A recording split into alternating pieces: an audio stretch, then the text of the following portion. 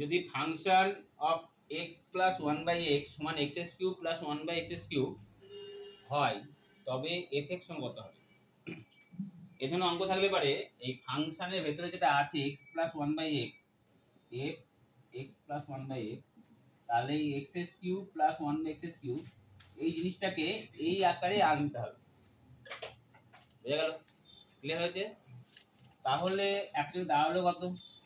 x সুতরাং x plus 1/x whole cube 3 x 1/x into x plus কত x কেটে দিলাম, তাহলে x প্লাস 1/x এর কি whole cube minus 3 x plus 1/x।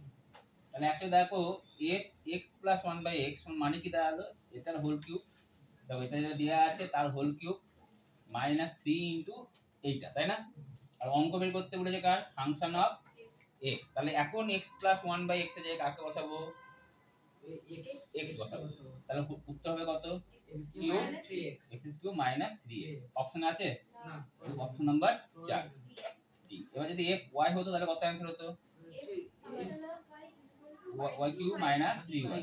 যদি অঙ্ক থাকতো f ইনটু x প্লাস 1 তাহলে কত অ্যানসার হতো বলো?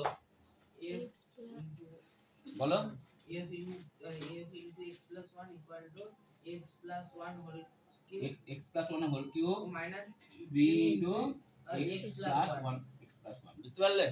এইভাবে করতে হবে। ক্লিয়ার হয়েছে?